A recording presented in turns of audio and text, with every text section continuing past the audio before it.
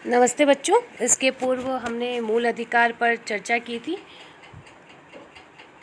हम स्वतंत्रता का अधिकार अनुच्छेद 19 से 22 तक की सारी स्वतंत्रताएं कर चुके हैं। आज है बच्चों स्वतंत्रता के अधिकार में ही अनुच्छेद 20। अनुच्छेद 20 में कहा गया है कि किसी व्यक्ति को उस समय तक अपराधी नहीं ठहराया जा सकता जब तक कि उसने अपराध के समय में लागू किसी कानून का उल्लंघन न किया हो।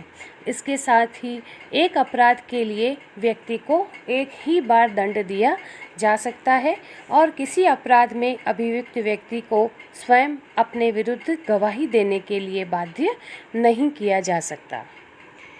अगला है बच्चों प्राण और दैहिक स्वतंत्रता का संरक्षण अनुच्छेद 21। अनुच्छेद 21 में जीवन के अधिकार को मान्यता प्रदान की गई है। इसमें कहा गया है कि किसी व्यक्ति को उसके जीवन तथा दैहिक स्वाधीनता से विधि द्वारा स्थापित प्रक्रिया को छोड़कर अन्य किसी प्रकार से वंचित नहीं किया जा सकता। सर्वोच्च न्यायालय ने 1997 में अपने एक महत्वपूर्ण निर्णय में कहा कि जीवन के अधिकार में आवास का अधिकार भी सम्मिलित है। अब बच्चों आपने शिक्षा का अधिकार सुना होगा, हम सब सुनते हैं आरटी। तो शिक्षा का जो अधिकार है वो यहाँ 21 में ही ऐड किया गया है। अनुच्छेद 21 का में शिक्षा का अधिकार दिया गया है। आपके जो 86वां संविधान संशोधन जो 2002 में हुआ था उसमें संविधान में अनुच्छेद 21 का जोड़ा गया और इस अनुच्छेद के अंतर्गत राज्य 6 से 14 वर्ष तक की आयु के सभी बालकों को विधि द्वारा निर्धारित प्रक्रिया के अनुसार निःशुल्क और अनिवार्य शिक्षा प्रदान करेगा। 44वें संविधान संशोधन ने ये भी प्रावधान किया है बच्चों कि जीवन और व्यक्तिगत स्वतंत्रता के अधिकार को कभी भी सीमित या समाप्त नहीं किया जा सकता, भले ही आपातकाल ही क्यों ना लगा हो। नेक्स्ट है बच्चों अनुच्छेद 22 बंदीकरण की अवस्था में संरक्षण। अनुच्छेद 22 के द्वारा बंदी बनाए जाने वाले व्यक्ति को कुछ अधिकार प्रदान किए गए हैं। इसमें कहा गया है कि उसके अपराध के बारे में अथवा बंदी बनाने के कारणों को बताए बिना किसी व्यक्ति को अधिक समय तक बंदीगृह में नहीं रखा जाएगा। उसे वकील से परामर्श करने और अपने बचाव के लिए प्रबंध करने का अधिकार होगा तथा बंदी बनाए जाने के 24 घंटे के अंदर उसे निकटतम न्यायाधीश के सामने उपस्थित किया जाएगा।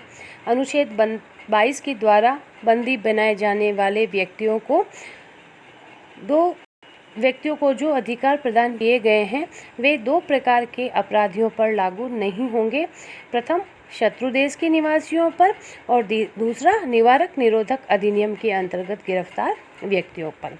अब निवारक निरोधक बच्चों जैसा कि नाम से ही लग रहा है, किसी प्रकार का अपराध किए जाने से पूर्व और बिना किसी प्रकार की न्यायिक प्रक्रिया की जो नज़रबंदी है उसे निवारक निरोधक कहा जाता है। निवारक निरोधक का उद्देश्य व्यक्ति को अपराध के लिए दंड देना नहीं वरन उसे अपराध करने से रोकना है।